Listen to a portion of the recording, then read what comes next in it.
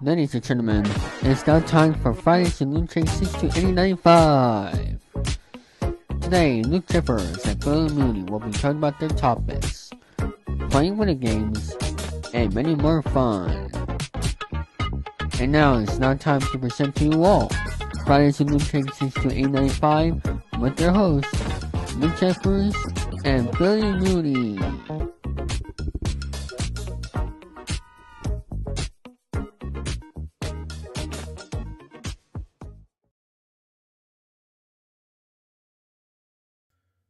Thank you, David Thousand, and hello, people. This is LukeJ speaking. Welcome to Friday's LukeJ625 episode number 387. And joining me this episode is Remix Palm, ladies and gentlemen. Hello, folks. Happy Friday to y'all. And folks, sorry I'm 23 minutes late. I just had a difficulty with my Mac Mini. And plus, I just had to get things ready for my, let's just say, get this thing loaded on my Mac Mini, get this topics out of the way, blah, blah, from 250 to around 320-ish. So, yeah, I just wanted to know about that. So, today we're going to do some depth topics along with let's say, one topic that you're going to be shocked to death about this remix. And of course, yeah, and then there'll be 3 topics regarding to Max, okay? And our thoughts on Tetris, and my thoughts on 72 Seasons, the new album by Metallica, and the 40th anniversary of Disney Channel. Now, originally, we're going to talk about the Pepsi new logo, and of course, the thoughts on Billy's thoughts on the Orange Blue game, and his thoughts on let's say the new his thoughts on the Super Mario Bros. Movie. But fortunately, that has to wait till the next kickoff show next week because his movie is very important to him than just this one. So there you go. Hello, Mr. Bucket. Yes.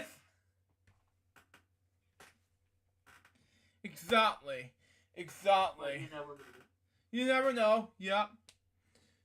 Oh, man. Anyways, let's talk about these. Not 1, not 2, but 3, 4, 5, 6, 8 depth topics now. So, shall we? See what we got for us. Anyway, his name is Michael Charles Lerner. Anyway, he was best known as Michael Charles Lerner. He was an American actor. He was nominated for the Academy Award-winning supporting actor for his role as Jack Lipnick, something like that, in Barton Fink in 1991. He was also played Arnold Robinson in 8 Men Out in 1998, Phil Gunman in Almost an Andrew in 1993, The Warren and No Escape in 1994, Mel Onwards in the television series Clueless, Jerry Miller in Belskin and the Bees in 1997, Mayor Ebert in Roland Eversworth, I can't pronounce his last name, Godzilla in 1998, and Mr. Greenway in Elf, which I saw in theaters in 2003, and Senator Brickman in X-Men Forget Days of Future Past in 2014. He was born on June 22nd, 1941, Brooklyn, New York City, of a Ramadan Jewish descent. The second of 3 sons, Blanche and George Lerner, okay? According to Lerner, Spar would like to think he was a unique dealer, but in actual, he was a junk dealer. He was raised in Red Hook, Brooklyn, in Sunny, Ohio. His younger brother Ken, his nephew Sam, and niece Jenny are also actors. He also had an older brother, Arnold, okay? He also made his first television appearance at the age of 13 as a quiz kid on a television program hosted by a local sportscaster. He played Willie Wallman in a production of The Death of the Salesman in Booker College, okay? Where Joe Swick, okay, was a classmate, okay? The experience convinced him that he wanted to be a actor rather than an English professor. He also appeared as Senior Toby Belch, I pronounced his last name, sorry, in the production of the 12th Night, directed by David Marnett in Greenwich Village, okay? William H. Macy was also in that production, okay? After graduating from Berwick College, okay, where he studied acting, he received a scholarship in the University of California, Berkeley, okay? Hey, how you doing? We're joining the stream today from Jamisha and James in the United Kingdom. How you doing? Hey! We just, okay, we earned a master's degree in English, drama, okay? Okay, although his then wife, still, thought it was still become an English professor, Lur was still wanted to become an actor, okay? He received a Fulbright scholarship to study theater in London, okay? For 2 years at the London Academy of Music and Dramatic Art, okay? While there, he lived in a flat with Ono and John Lennon. In 1968, he appeared in those short and pencil film Smile, among other projects, okay? She made a movie with components I'm not gonna say the A word in the stream. Anyway, walking the treadmill. He once said, I'm in it, and so is Paul McCartney, okay? Plus, I'm doing narration about censorship and all that crap, okay? In 1968, same year, anyway, he returned to the same San Francisco Bay Area and joined the American Conservation Theater, ACT for short. Anyway, at the age of 24, he appeared as, I can't pronounce these words, sorry, in the KPFA Warrior production. It'd be Michael D. I can't pronounce his last name, sorry. These are the words I can't pronounce, sorry. Play, Red Magic. He moved to Los Angeles in 1969, where he appeared in the production of Laura Murders, a play by Jules. I can't pronounce it. It starts in an F. Anyway, that was later adapted in the film by Alan Ergren. Anyway, he also began making guest appearances in television shows such as The Brady Bunch, The Odd Couple, MASH, and The Raglan Files. Okay. In 1974, he appeared in teleplay The Whistles of October. Anyway, playing Peter. I can't pronounce his last name. Sorry. In 1970, Lara made his film debut in Alice in Wonderland. Okay, director Paul McCarthy, someone that has seen his production of Little Mermaid and enjoys period performance. He then went on to appear in supporting roles in Spanish Hollywood movies such as The Candidate, St. Ives, and the 1981 remake of The Postman, Always Rains Twice. In 1991, after co-starring in Harlem Nights, Lauren played film producer Jack Lipsnick, I pronounce his last name, sorry. Okay. In Barn Fick, which he received an Academy Award nomination for Best Supporting Actor. He played the character and part of the legendary film mogul Louis B. Mayer. According to his brother Ken, he was working on a screenplay about Mayer when he died. Wow. From 1996 to 1997, Laura played Mel Ernest, something like that, on the television series Clueless. In 1997, he would play Joel Murray's father, Jerry, in The Boston and the Beast, okay? Laura's later project includes the Christmas comedy Elf in 2003 and Poster Boy in 2004, as well as a television programs such as Law and Order SBU and Entourage, something like that. In 2010, he appeared in the West End production of Up for Grabs with Madonna. Something like that, I pronounce this word, sorry. He also appeared on BBC Radio 4 in 2008 as a member of the cast of the David Banquet's Radio 4 Series 1. The Trade Sanders, Brickman's Marvel Comics 20th Century Fox film X-Men Days of Futures Past in 2014. In 2013, Murray appeared in the season 4 episode of Glee as Cindy Green, an adventure in the revival of the Broadway musical Funny Girl. His character in one panel as judges watching the Rachel Berry character audition to read role. Okay, he responded to his role as Cindy in season 5 in several New York-based episodes of the series. As Funny Girl opened on Broadway. His personal life began when in addition to his acting career, he was a collector of rare books, an professional of Cuban cigars, and by his own account, he's a very good poker player.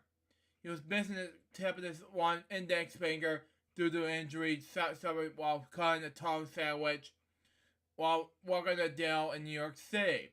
He died of complications from brain seizures in the hospital in Burbank, California on April 8th, 2023. He was 81 years old. My next step topic has to do with John Reagan, okay? Best known as John Michael Reagan. He was an American musician, songwriter, producer, and bassist. He was known for having a member of the ex-Kiss guitarist Ace Frehley's Kiss, like that, band Frehley's Comet from 1984 to 1990, and recorded and performed with Peter Frampton from 1979 to 2011. He was also recorded with John Wells, the Rolling Stones, Stephen Stills, Dave Hemmings, Robin Troyer, Scandal, Billy Idol, David Bowie, and David Lee Roth. He lived in Roberts Falls, New York. He was born in Poughkeepsie, you know, pronounce this city's name, New York, on October 28, 1951. In the early 90s, Reagan was a parks commissioner by the village of Roberts Falls. In 2006, Peter Frampton played outdoors in Roberts Falls with Reagan also local residents, okay? Beginning in 2014, he calls a Sunday morning radio show called Cafe Indua on 1450 a.m. WKIP, his birth city. Anyway, we kick it around the possibility of a weekly radio program that focuses on these timeless artists, okay? Their connection of Italian music and culture, and greatly a show that would play homage to the songs that are soundtrack the many of our lives, okay? Reagan was part of a band called 4 by Fate, which saw him reunite with former Friendly Comics frontman Todd Hawksworth. They recorded an album together, Relentless, in 2016.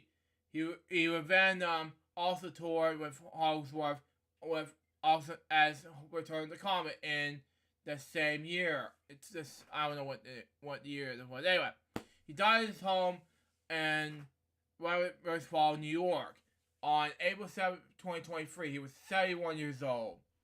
My next step topic has to do with Bob Lee, okay? He was an American businessman and software engineer who founded Cash App. He was a CTO of Square and CPO of MobileCon, okay?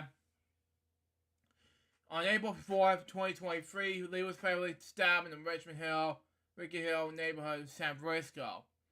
Died there at the age of 43. I'm not going to read the early life and career at all, but I'm going to read his personal life and death. He was born in the same... I'm only going to read anything else that was related to that. But anyway, Lee has last year before undergoing surgery. In 2019, Lee and his wife Krista separated. The couple has 2 children together.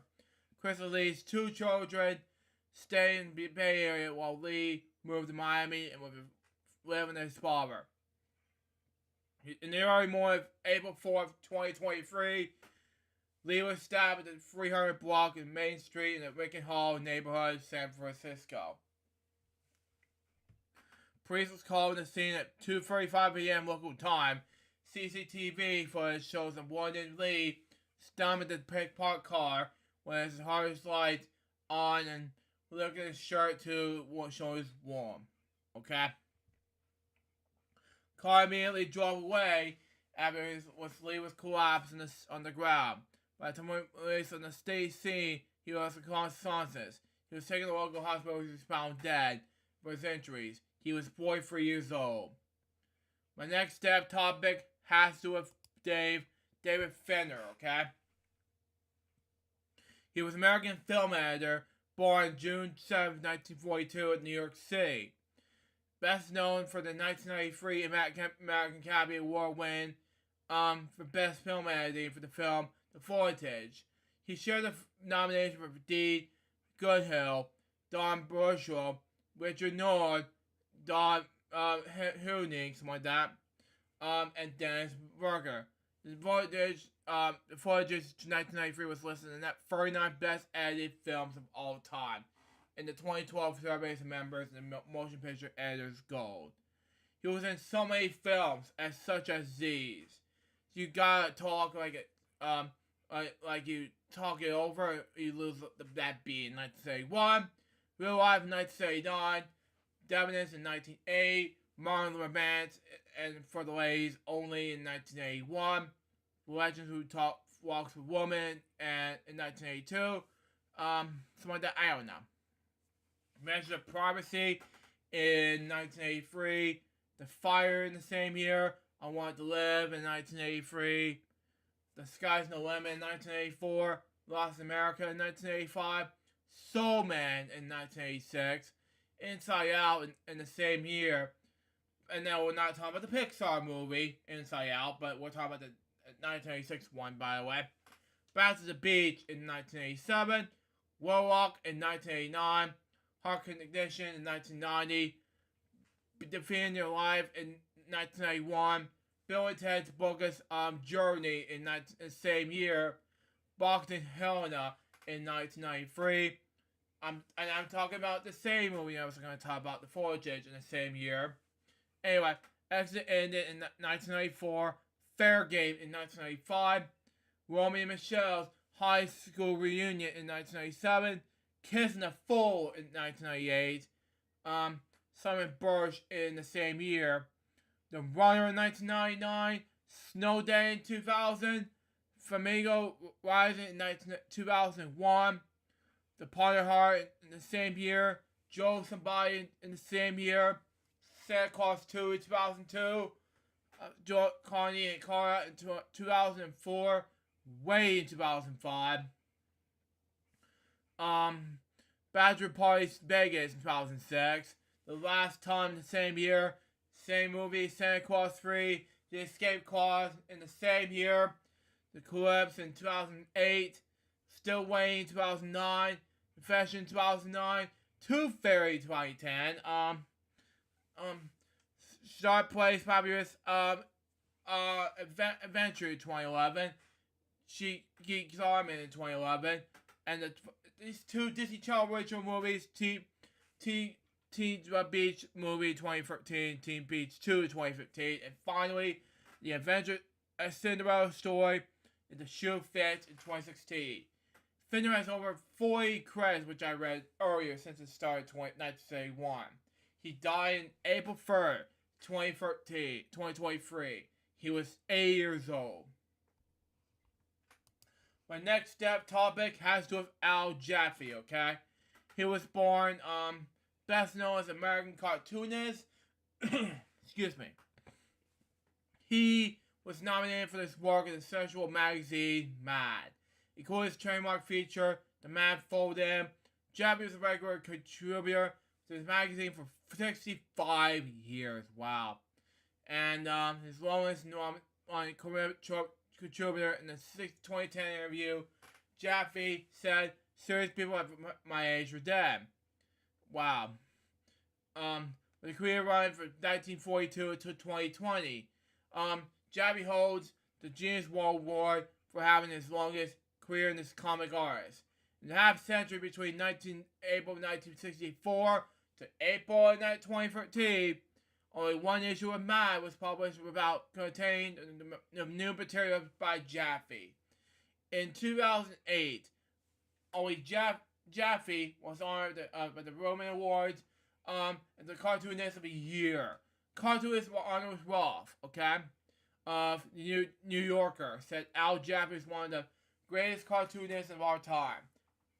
Charlie Brown's career, Charles M. Schwartz, well, Al can do cartoon anything. He died this week at the age of 102. Organ failure. Now, I'm not going to read all of the whole thing, so that's just me. Anyways, my next topic has to do with Elizabeth Auburn. Best known that she was an American actress. Anyway, recognized her role as Alice Davis in NBC's daytime soap opera, The Doctors, from 1984 to 1978, and again in 1981 and 1982.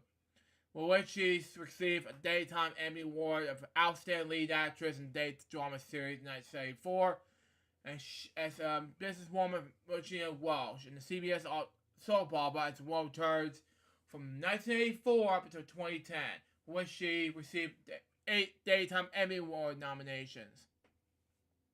She was also starred in films such as I'm Never Saying for My Father in 1970, The Bell Jar in 1979, and Ordinary People in 1980, and received another Emmy Award for playing former First Lady Ash Wilson.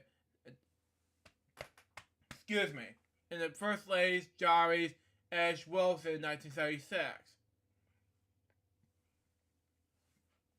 She was born in December 22nd, 1943 in New York City.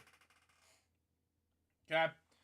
To Elizabeth Wharf, Wright Harbor and Benjamin Harbor. Her mother, I can't pronounce this word. Sorry, my heart, my beating up twice. Anyway, politician was a pioneer of homeopathy, and one of the first women to earn a medical degree in Columbia University. She had 2 brothers, Theodore and Murray, an opera talent manager. She attended college and graduated Summer Club in 1955. She moved a political education at the RADA, Royal Academy of Dramatic Art, in London, where she was first American to receive the School Silver Medal. She graduated from RADA in 1957. She married to Ferrier David Mann in 1972. She had 1 child, son, Jeremy Bennett, born September 20th, 1971. Okay. She made several soap operas in time, as I mentioned earlier. I'm not going to read all of it at one time. But anyway, she died of cancer at her home in Roxbury, Connecticut on April 8th, 2023. She was 89 years old. The next topic has to do with John Stevens. She was an American film, television, and theater actress and writer, okay? She was known for her roles in the television series Phyllis and the 1982 horror film Halloween 3 Season of the Witch. She was born in April 10th, 1946 in Tulsa, Oklahoma. She began her career in stage and theater actress. She performed as Esley in the original stage play Father's Day in 1971 and played a original character Jan in Broadway production Grease the following year. Throughout her 20-year career, Stevens made television guest appearances, okay? Again in 1975 with an appearance of a series Wild Wild Mystery and a guest role CBS sitcom All in the Family. With the following year, Stevens received a reload in the Golden Globe winning television sitcom Phyllis with Cloris Leachman. Second spin-off from Mary Tyler Moore Show.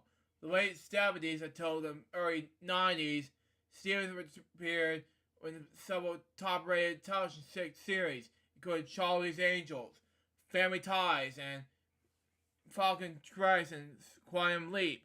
During her career, she starred in a free feature film. In 1975, she appeared in The Sunshine Boys with Warren Matthew and late George Burns, as well as Jake's MU. Something like that. I don't know. Where she was best known as a role on Marge, Gutman, something like that. In the 1982 horror film, Halloween 3 Season of Witch, which also starred her then husband, Tom Hankins, okay? In 2003, she appeared in Halloween 25 Years of Terror Conversation, when she discussed how she received the role. Stevens has been friends with John Carpenter's then wife, Arnia Barbato, who she has worked with on Grease, however. Then Steven met Carpenter, when she and Atkins have been invited to see a premiere of Halloween 1978 with Carpenter and Barbato. Carpenter later appeared the role of Halloween 3. Steven also written for television and recorded a 1983 episode of the medical drama series St. Elsewhere, which she received an Emmy Award nomination, okay? Her writing credits also includes Trapper John M.D., Hotel, and Trial by Jury. She was formerly married to an actor named Tom Atkins. She later was married with musician Stuart Nami, something like that, who she had one child, Stuart Baird Nami. She also wrote a number of light crime and mystery stories. She died today. She was 87 years old. And my last step topic has to do with Mark Sheehan. He was born Mark Anthony Sheehan, best known as an Irish singer, songwriter, guitarist, and producer. From 1996 to 2001, he was best known as a member of the band My Town. And in 2001, he became the guitarist and co-founder of the alternative rock band The Script. Sheehan was born in Mount Bound in libraries in the area of Dublin on October 29, 1976. His career began with formerly a member of the boy band My Town, along with the current bandmate Danny Donoghue, pronounce it anyway, who were managed by Anna Marguerite, okay, who were signed by the Universal Records in New York City, okay. Both Sheehan and Donoghue were later involved in the production of 2 tracks featuring on the Pierre Andre film album, something like that, The Long Road Back, under the name Mad Notes, before pursuing their own careers as musicians. He was later married to Renee something like that, Sheehan. They had 3 children. He died in the hospital today. He was 46 years old from natural brief illness. Now we're going to do a moment's silence with regards to these 8 death topics right now.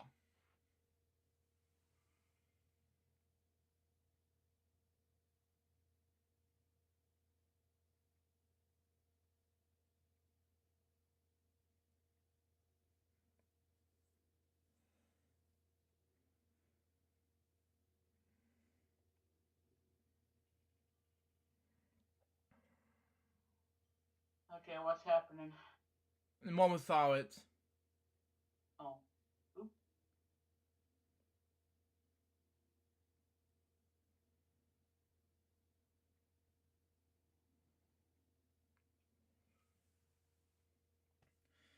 Thank you. Recipes these 8. Now, let's do the next topic that will shock you to death in this one. It's gonna be about the next topic I'm gonna read you is John was actually won't watch Super Mario Brothers movie over lack of Latin representation. H word no. Now, sad to say, folks, it's one of the biggest failures of history, you know. I hate to say this, but it's one of the best movies. John was, I just don't know what to say here. He played Luigi in the 1993 live-action Super Mario Bros. Movie. I was groundbreaking they stopped the groundbreaking. Newsflash, they did not. Anyway, he said he won't watch the new Super Mario Bros. Movie after that project failed to level up the latent representation. The actor who played Mario's brother, Luigi, opposite Bob Hawkins, late Bob Hawkins, that is, in the commercial related to live action from 1993 Mario Bros. Movie, told TMZ that he had no plans to see the new animation adaptation of the beloved video game series from Nintendo, Universal, and Minion Studio Emulation. Now I'll be watching, the 62-year-old actor said when asked he would see the film. They could include the lieutenant actor character, something like that. I was groundbreaking, and they stopped the groundbreaking. He said that they messed up the inclusion, and then this included Latin performers from the cast. Wow.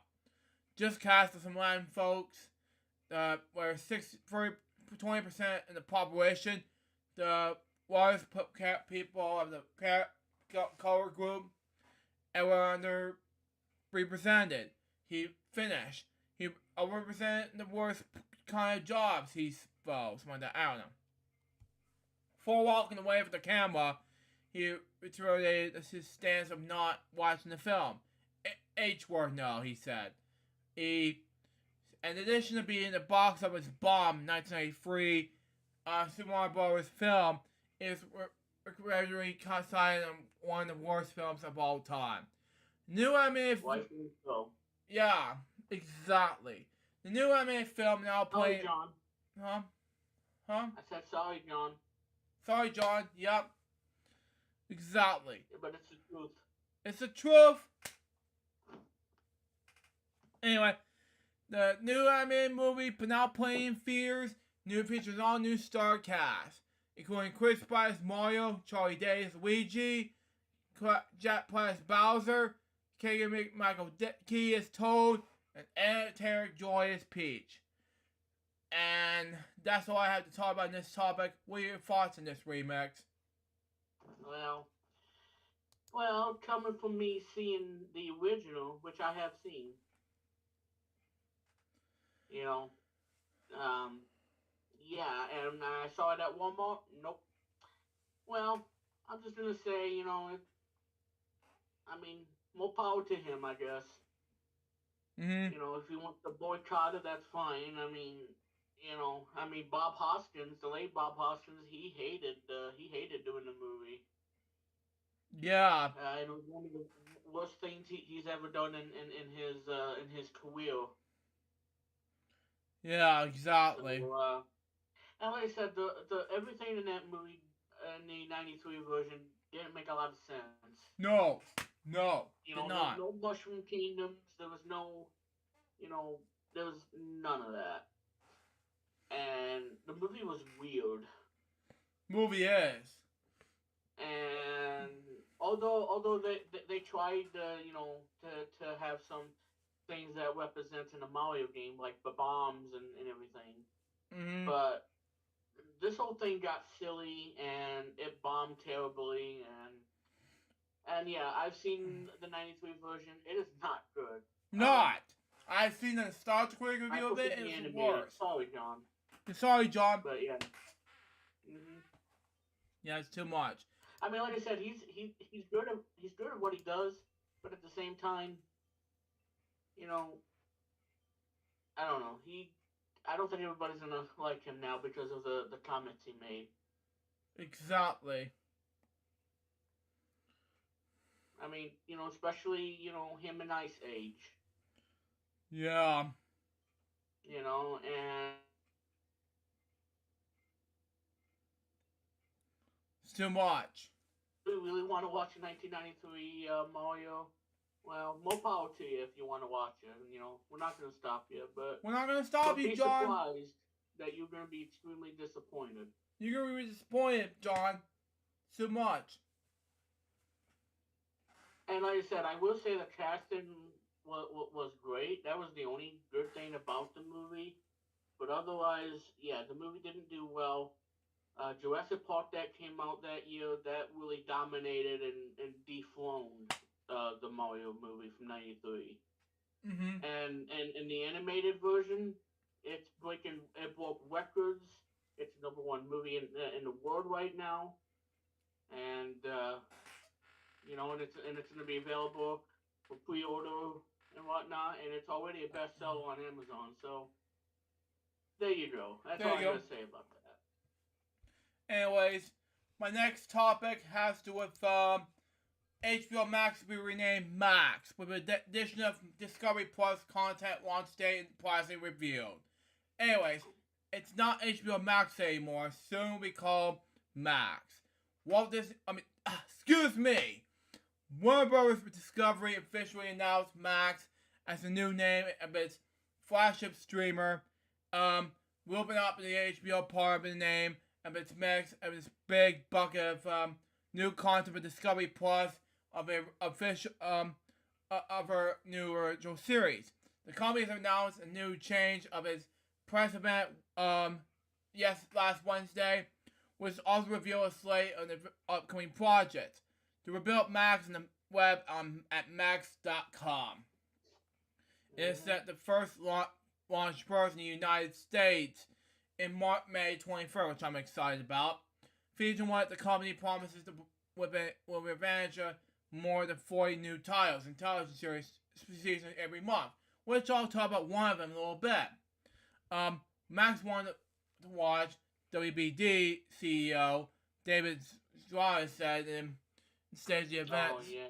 Say, what do you say? Remix? Wow. I said, yeah, him. Everybody doesn't like him. Wow. Wow. Because he's the guy that's actually ruining Warner Brothers more than anything. Yeah. Which is sad. It really is. And it's a 100th anniversary. Yeah. And he's ruining it, just like what's going on at Disney, but behind that press. Yep. Anyway, featuring thousands of shows and movies in the service of every member of the household. Anyway, according to the service website, Max will be available in 3 different versions. The first 2 plans in line with the existing HBO Max pricing, okay? And WBD said current HBO Max customers will not see their pricing change. For now, with the new service debuts, the first tier Max Ultimate, which I have in 4K TV, by the way. Excuse me. Expands to up to 4 streams and includes 4K content. The true-up options are as follows. Max Ad Light, $9.99 per month or $99.99 per year. That's deep, huh? But with advertisements. Yeah. And Netflix has the same issue too. Yeah. 2 constant streams, 1080p HD resolutions, no offline downloads, 5.1 surround sound quality. Now let's move on to Max Ad Free, $15.99 per month or $150 per year. Yeah, that's crazy. 2 concert streams, 108 PhD, up to 30 offline downloads, 5.1 surround sound quality, and finally Max Ultimate Ad Free, $19.99 per month or $200 per year. Yeah, which means you have to be rich in order to afford that. Yeah, I tell you, which it's like just me. ridiculous. Yeah. And it's not gonna end. Yeah. 4 concurrent streams, up to 4K Ultra HD resolution, 100 offline downloads, Dolby Atmos sound quality. Okay? Now, Warner Bros. Discovery in January hiked the price of HBO Max without ads from $14.99 to $15.99 per month in the US, while the ad-supporting plan staying at $5.99 per month. The Max Ultimate tier will have the expanded catalog of content available in 4K HD or AUS HD, including a franchise such as Game of Thrones, which my mom and family will love anyway. The Last of Us, Harry Potter, which I'll talk about a little bit, The Lord of the Rings, the Dark Knight trilogy, and more. And The Last of Us is the highest rated show on HBO. Exactly. It is the highest rated ever, and that's why we're seeing video game turn into a show or a movie. Yeah, it's doing so well. You know, the Super Mario Brothers movie. There you go. You know that one and The Last of Us, both breaking records. And See, this, folks, go ahead. it can be done. It can be done. You just gotta have the talent and find the right producers and directors and everything that grew up on these kinds of things. You know, don't make something that's garbage like the '93 version. Exactly. Anyway. I mean, it doesn't work. Yes. It doesn't work that way. Anyway, in addition, all Warner Brothers movies released this year and in the future will also be available in 4K Ultra HD. When they arrive on Max following the set virtual windows, the company announced. Why did the company decide to drop HBO from the HBO Max name? JB Presidential President of CEO of Global Streaming and Games Warner Brothers Discovery explained the thinking behind the rebranding, while saying HBO will be preserved as brand while moving the Max fold. Okay, we all love HBO, and it's a brand that has been built for over 5 decades. Wow, to stand for edgy, groundbreaking, entertainment for adults. Preserved said. It was not exactly where the parents were most injury drop out their kids. And yet Warner Bros. Discovery had some of their most best-known kids characters, animations, and brands in the industry. Not surprisingly, the character category has been not met as true provision of HBO Max. At the same time, we also want the art and embrace where we come from. She added, calling it the most comic Charles Main brand in entertainment. HBO is not TV. HBO is HBO. Good. Now it needs to stay that way. Which is why we were privileged in what the product experience, and it will also not push it to the breaking point that by forcing it to take the full breadth of what this new content proportion. Okay, the Q&A with reporters in the event. Casey Boyce of Chief Content Officer of HBO and Max, and Boyce then the decision to drop HBO from the HBO Max name. Okay, the same people who are concerned today about taking HBO out of the name. A lot of cases the same name people who are outraged at HBO who put the name in the first place, and it was called HBO Max at the time. He said, it was a lot of how was HBO put next to the Big Bang Theory. If you watch his family, this be my family. Anyway, so I understand now and appreciate the passion that people feel for the HBO brand and pretend and believing. Nobody believe that more than me and my team. But as I said before, it is a premium brand. It is not designed to take on everything in library or as a streaming service. Even before Discovery bought it, Warner Media. Okay? These three people, Project Boys and Zazwas, enabled the name change with the streaming service according to Project, okay? Stating thus, the execs did looked very briefly in various accommodations could include Warner, include WB, or could include the HBO brand. She said, we could just felt like that was sort of not necessary. We have Max, which is short right type, says something universal, something like that. Yet the rest was ultimately as short of maybe less honorable because it's a common word. But the flip side, it was also made it very approachable and very easy, okay? And with frankly, we found ourselves talking about the service. The shorthand was always Max. We never said even HBO. We would just say it's on Max. She also said that the newly rebranded Max platform to be easy to use with simplified nomination. It will have more polarization featuring features within HBO Max. Okay. The Max will feature a more prominent experience for kids with a new default kids profile for new subscribers, along with the accompanying parental controls. Max will also feature the new video playback experience to deliver smooth and cinematic video for users, according to BD, something like that. I don't know. The HBO Max name was announced in July 2019. Back when Warner Media was part of AT&T. Okay?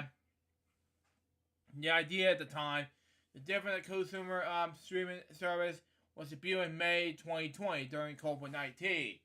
Including everything in HBO, the company's gold standard premium cable network, plus a whole lot more stuff, including the original series and libraries titles. Unlike many of its peers, Warner Media's includes the Plus sign naming fade. With Max, WBD is aiming to signal the streamer's brief of programming. Now it's even broader.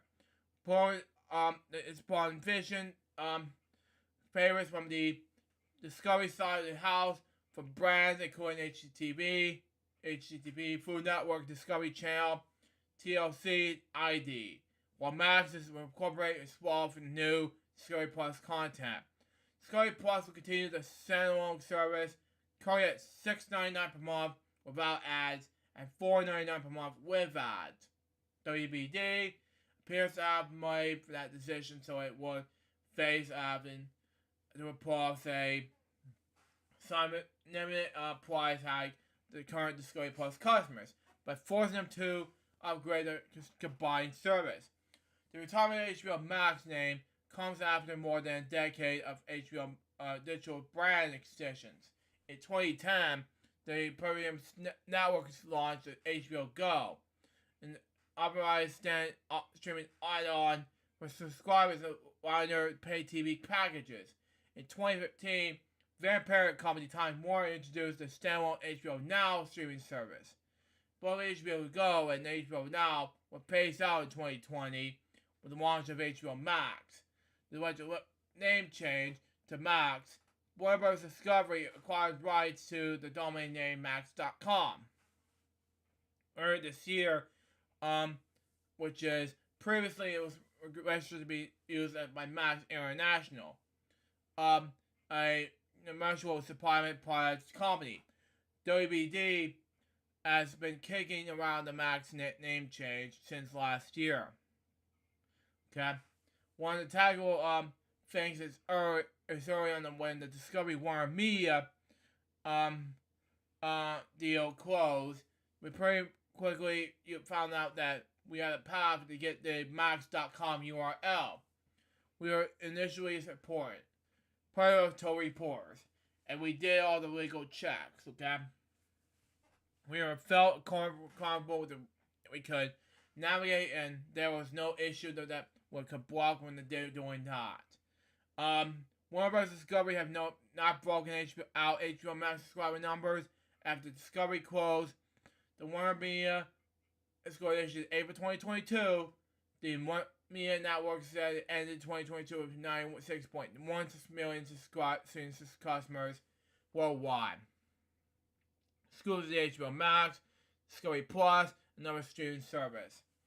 WBD said that by 2025, They expect the company to have 130 million global subscribers, and that this digital consumer business will generate $100 billion in earnings for interest, taxes, depreciation, and amortization. EBITDA for short.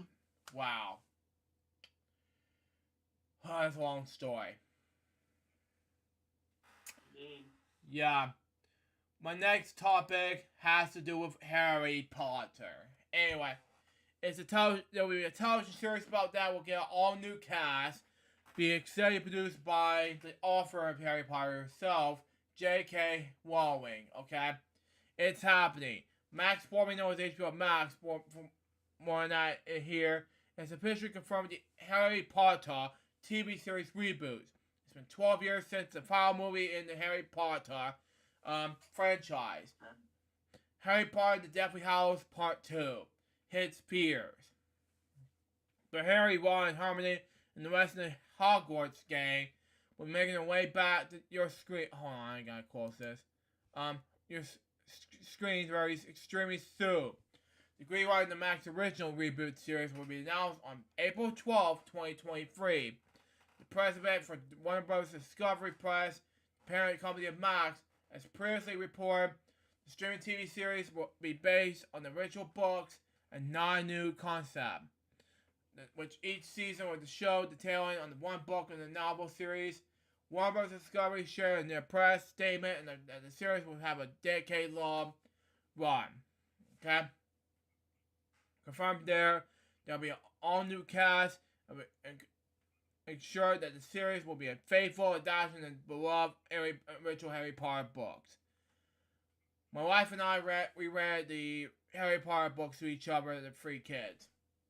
It's really moving in 10 consecutive years. People will see Harry Potter and Max. I mean, it's really something, said Warner Bros. Discovery CEO David Salvuz. The last one that, I don't know. Have been making the announcement. However, we must also deal with the J.K. Rowling of it all. Okay? Her harmful and hateful anti comments over the past few years have thrown the shadow over her franchise, with many fans feeling confronted about a story they deeply love. Original Harry Potter actors like Daniel Radcliffe, Wilbur Grant, and Emma Watson have all spoken out in support of the trans community. President Walgreens' transphobic ideals do not respect their views at all. He then hosted a roundtable with trans youth.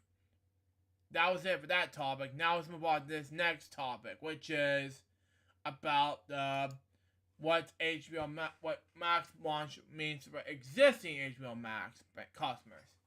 Anyway, like me. Anyway, Warner Bros. Discovery revealed Max is the best consumer streamer that was supported to 3-year-old HBO Max service that pulls the content for Discovery Plus. What does it mean for current HBO Max customers? A big change following the launch of HBO Max, all 4K Ultra HD content will be available only for subscribers of the new service most expensive tier, Max Ultimate ad free, $19.99 per month. HBO Max ad free plan includes a selection of 4K programming like that. Otherwise known as HBO Max customers, mainly will see a buttload of new content and exchange new features of Max, which is adding programming from Discovery brands like HGTV, Discovery Channel, and Food Network. Warner Bros. Discovery said existing HBO Max subscribers will have access to Max and the same price as their HBO Max subscription, $15.99 per month without ads, or $9.99 per month with ads. However, the regular Max ad-free title will offer 2 extension streams. Whereas HBO Max will offer up to 3. With the Max Ultimate ad plan will up to 4 special streams. Where Warner Discovery said was expects Max to be available on the same device as HBO Max. Okay. Initially, HBO Max subscribers will still have access to their current plan. The features a minimum of 6 months following the launch of Max. Okay, HBO Max subscribers profiles say watch history, continued watching, and my list. Okay, items that would also migrate to Max, so they can pick up streaming where they left off. Okay, if you engage with your cable and satellite TV package, you may access to Max at no extra cost. According to Warner Bros. Discovery, okay, the company is listening to what paid TV providers will support Max this link. Right now, the sites didn't coordinate which tires would be available to cable and satellite customers. Okay. Whew. Streaming partners are currently lined up in the offers Max are AT&T, Cox, Cricket, DirecTV, Dish, Hulu, Optimus USA's Optimism, Amazon's Prime, HBO channels, Carter's Spectrum, Verizon, and Comcast Xfinity.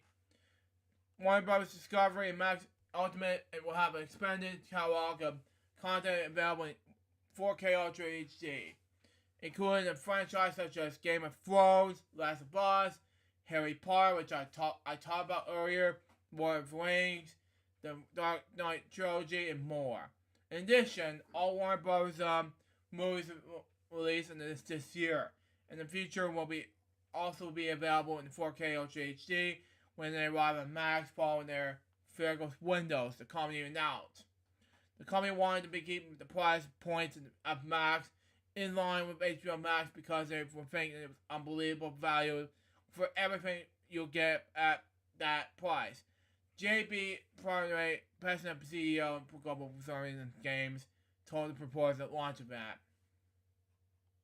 Wait, okay, there we go. No, yeah, I read that. Anyway, there was no streaming service in the world that will be no more higher end consumer than HBO Max, he said. Anyway, and then, so our view was, let's not try and take our more money out of the wallets, and people can maybe less afford it. But rather than get people, get them to sample at a great price. It versus people who want higher quality 4K video, who want all the bells and whistles, and who can afford. We got a price for you. It's $4 more and then the $50.99 per month. Wow. He's announcing the Max service. He said the new singles and initial important change from two minor products. HBO Max and Discovery Plus to offer art by content offering and consumer product edition, while each product offers something to some people. Max will have a broad area of quality choice for everybody.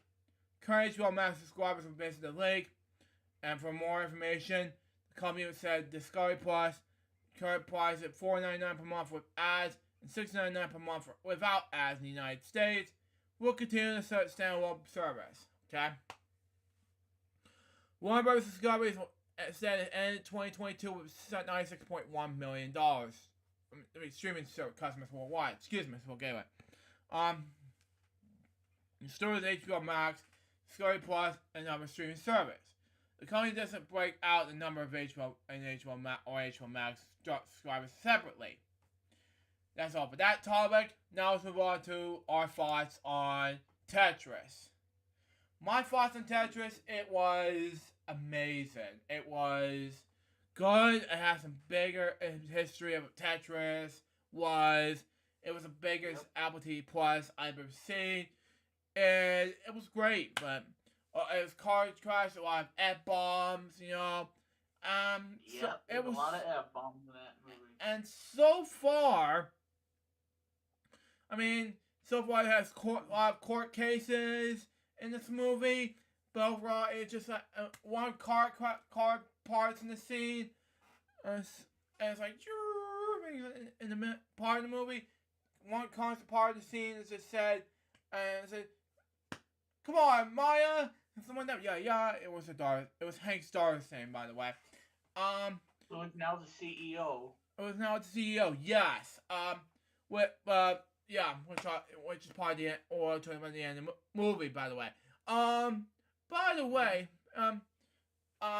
yeah, I was basically talking about the movie, by the way. She was singing the concert, by the way, and then say blah blah.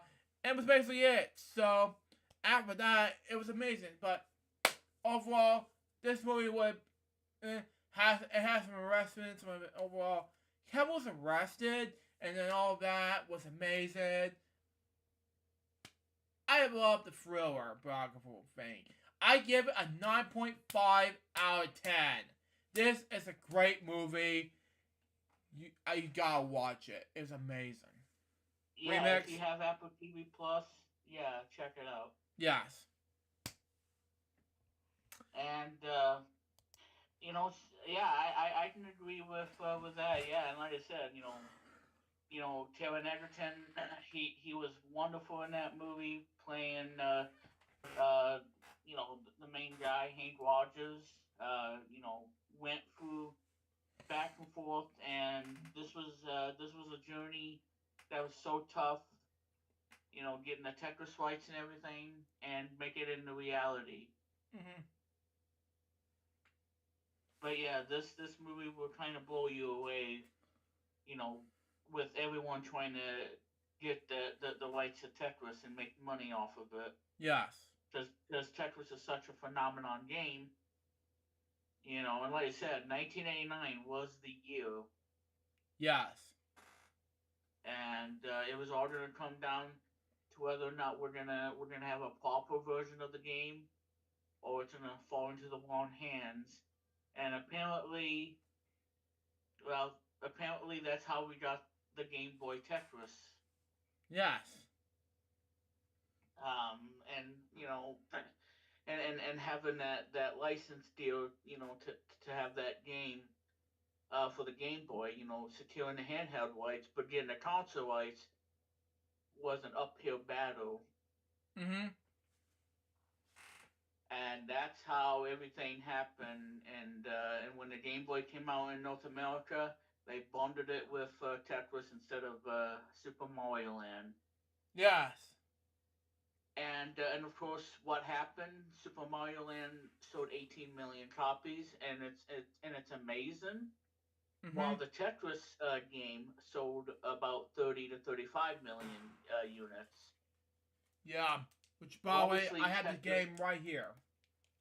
Yeah, so Tetris was probably, I think it was ultimately the best decision for Nintendo, and they went with Tetris, and it sold a lot more, 35 versus 18. But still, Super Mario Land is still an awesome game. I love it. Not a lot of people don't really care for it, but I do, because it has the nostalgia and everything that made the Game Boy such a huge success back in 1989. And of course, Luke, he has a copy of Tetris on the NES. Yes. Which was by Nintendo themselves, because they didn't want anybody to do the game. So Nintendo developed it and they published it. Yeah. Although the music composer for the game is still a mystery, but if I have a hunch, it's probably the same guy that did the music for Dr. Mario, as well as other stuff like Metroid and Kid Icarus, and you know what I'm talking about. But yeah, the NES Tetris, awesome game. I grew up with that version, and I love the Game Boy one too. I think they're both excellent games for both machines. As well as Tetris and Dr. Mario on the SNES, which I always wanted as a kid growing up. And I don't know why, but that was a game I really wanted on the Super Nintendo back then. Wow. But that wasn't the case. But yeah, so there were two versions of Tetris, one by Tengen and one by Nintendo. The one by Tengen comes in a black cartridge, and it says Tengen and Tetris and whatnot. And of course, they had to stop manufacturing the game because Nintendo had the rights and whatnot. They secured the rights in '89, and Tengen was forced to stop the sale Yeah. of the game. Mhm. And no matter who you talk to, um, you know, gamers prefer the Tengen version of the Nintendo because the Tengen one has, more features than the Nintendo version. The Nintendo version doesn't have two players and everything, and that was a big misstep and whatnot, not having two players and not having a lot of options. The Tengen version had quite a few options, and that's why they like the Tengen one. Mhm. But to be honest, folks, I like them both. I really do. It Both just comes down to the taken. Yeah. preference and which version you like the best. Yep. The Atari version, Tengen version, or the Nintendo version. I prefer. I really like the Nintendo version a lot. Even though there's only three songs. Even though the third song's my absolute favorite out of the three. You Mhm. know, because it's a personal statement for me. And but yeah, the Tengen version it's great too. Mhm. Yeah. And ever since then, ever since we had Nintendo, ever since we had Tetris and everything, uh, many of us still play it. In fact, I have Tetris Effect on my Xbox Series S, and I have it on the Switch, and I think it's a phenomenal game. I just love it. I used to have it on PC until it didn't want to play. And it started to choke on its chicken. But hi, Deathpress. Yes. But yeah, I mean the NES version of Tetris is awesome. The Nintendo version and the Tengen one's good too. So you gotta decide which one you like the best. What kind of gameplay and what modes you're interested in. Mhm. That's all I'm gonna say. And of course, the Game Boy version is awesome too. I love the Game Boy version. Same here. Same here. But yeah. So as far as the movie is concerned, yeah, I mean, I love the movie. A lot of f bombs, like Luke said, and it was fun. The music is good, obviously. The soundtrack is on Spotify, Mhm. and yeah. So while the critics didn't like the Super Mario Brothers movie, they liked Tetris better than the Mario movie, and that's fine because, Who like I said, gives? Tetris Who is on gives? Apple TV. The Super Mario Brothers movie's in theaters, and it's going to be coming out, uh, you know, very soon Yes. to digital and Blu-ray formats. Oh, okay. Did you get all that? Yeah, I get all that. I was yawn. Okay. Yeah, yeah. Because the phone went black. I'm like, oh my god. I hope I don't have to repeat myself. But anyway, because the mic cuts off, and then I have to reconnect it and all that crap. But yeah. It's like David 3000 burning his face on the popcorn popper. Yikes. Oh god. Or wanting to need therapy by Barney. Like I told Luke earlier Wow! before we started Wow! this stream.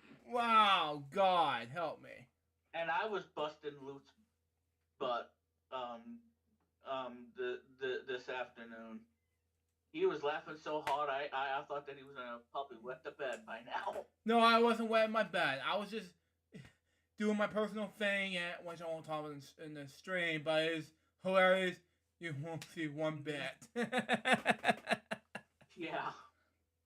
But in seriousness, yeah, I love the movie. It was great. Um, Taron Egerton, he did really well. Nikita as Alexei, he was good too. And yeah, it's just it was just a journey and a process. It's like player one. press start to begin, and then the story begins, and trying to get you know the rights to Tetris, internationally, Mm-hmm. and getting the handheld rights. And had he not gotten the handheld rights, I don't know what would have happened, and I don't know what would have happened to the Game Boy if that never happened, Mm-hmm. because it would be scary. It would be scary. But but but thanks to him getting the rights to it, the Game Boy dominated, and it beat everybody in the '90s.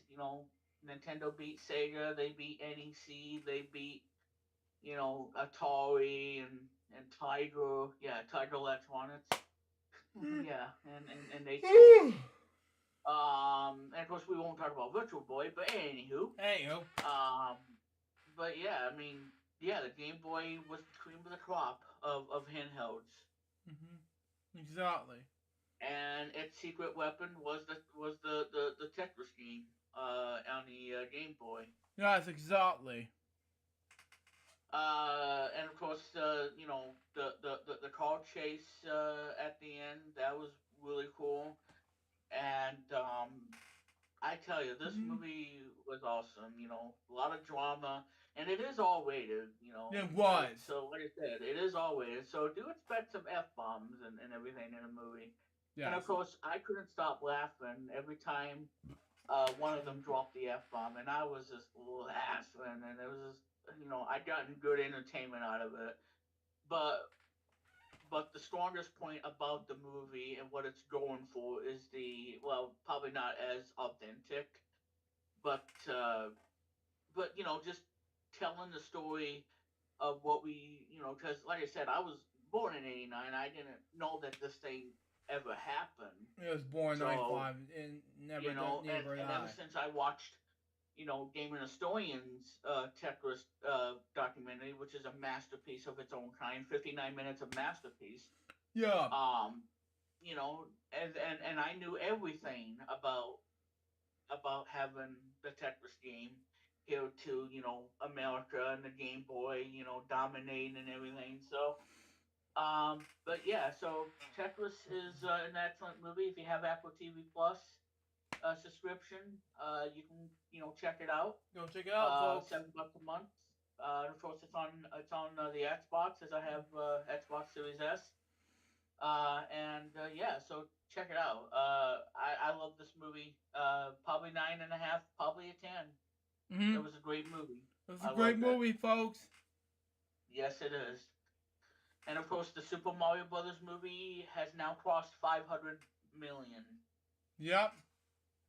So you see, critics, take that. Take notice. that.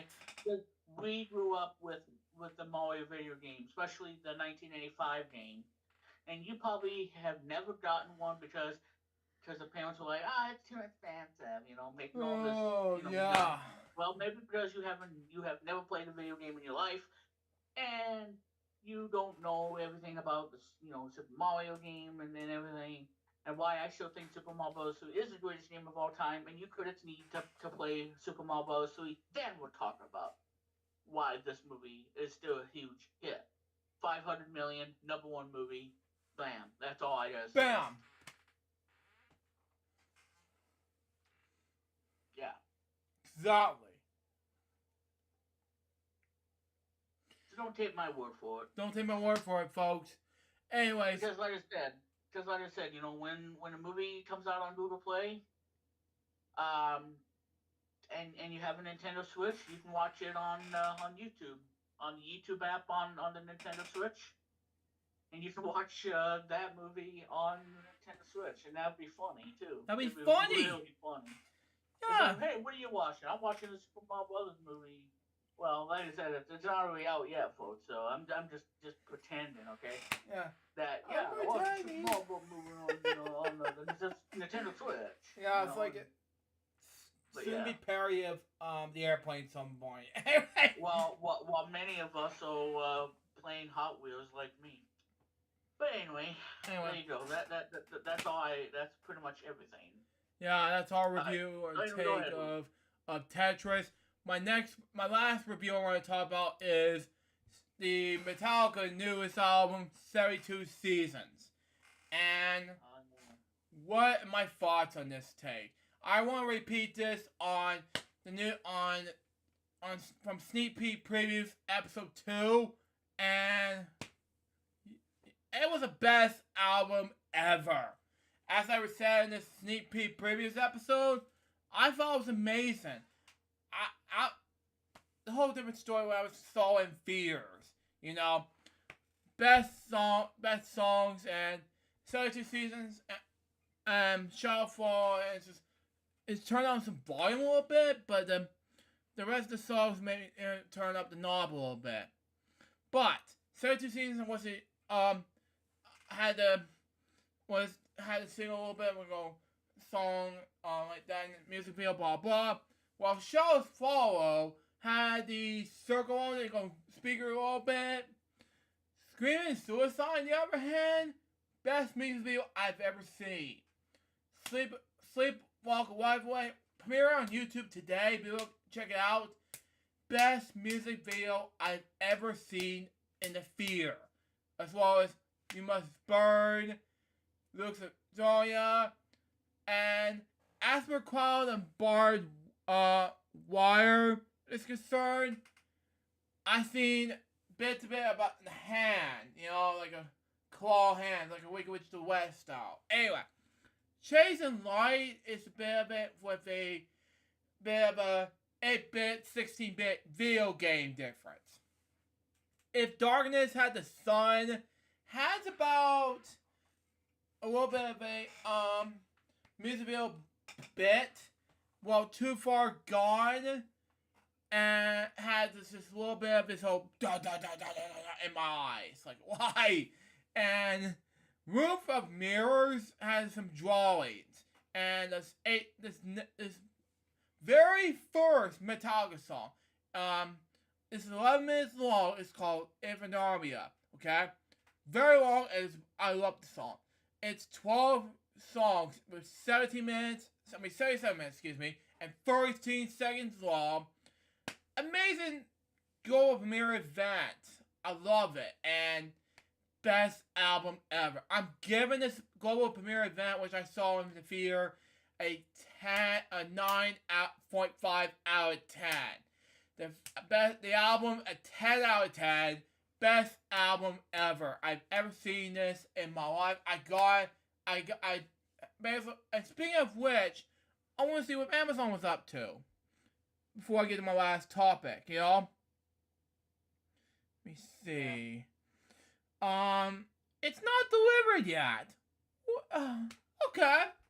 Anyways, my last topic has to do with, Disney Channel, okay? Okay. Anyway, Disney Channel, sometimes known as simply as Disney, okay? It's an American paid television channel that serves as a flagship property of Disney branded television, okay? A unity of Disney Entertainment division of Walt Disney Company, okay? Launched on April 18th, 1983, under the name of Disney Channel, as a premium channel on the topic of basic cable television systems, something like that. It's a rich showcase of programming towards the families through the ability of home television sets locally at the time. Since 1997, as just Disney Channel, its programming has shift focus to target mainly children of adolescents between ages 7 through 17. The channel showcased original first one children's television series, theatrical release and original television films, and other select third-party programming. As of December 2022, Disney Channel is available on basic cable satellite on over 190 million American and global homes. Other programming content on former channel spans television, online mobile video on demand, and mobile platforms. With later denominated the Disney Now website app hybrid product, okay? Let me check my thing here real quick. There are 46 Disney channels available in 33 languages worldwide. but some have either shut down or declined the viewership since 2016 in parts of Europe, and most of it on the Asia Pacific due to the rise of social media and serious media platforms of what social launched with Disney Plus in certain countries, regions, and territories from 2020 onward.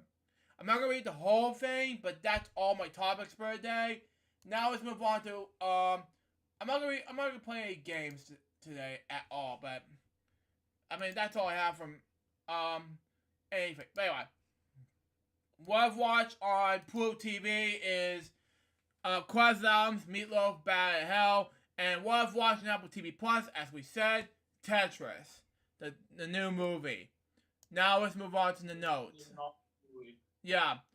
That's a good movie. Anyway. Today will be unboxing video. Warbird Wednesdays, episode 62, 4-72. Next one is, April 15th will be a CP previous episode 3. Bedtime Stories, episode, 323. Lunchtime, and April 16th will be PS4, Switch Saturdays, and Bedtime Stories lunchtime. April 17th will be Saturday Superstar Arcade, BS2, Bedtime Stories, and lunchtime. April 18th will be Ripley's, Wednesdays, Bedtime Stories, lunchtime. April 19th will be Weekend Celebrations, Bedtime Stories, lunchtime. April 20th will be Bedtime Stories, lunchtime. And we'll be back for a brand new episode of FWO, will be Earth Day. That was episode number 387 FWO. Hope you enjoy it. Get ready, because new albums is out today. New Metallica 72 Seasons. Stay tuned for the next and Disney Channel, and get ready to celebrate 40 years of Disney Channel this upcoming Tuesday. Stay tuned for the next one. Is gonna be Earth Day episode of FWO. Till next time, so Joseph Bob, so baby, get more episodes gonna be soon. Till it's out. See ya. See you next week.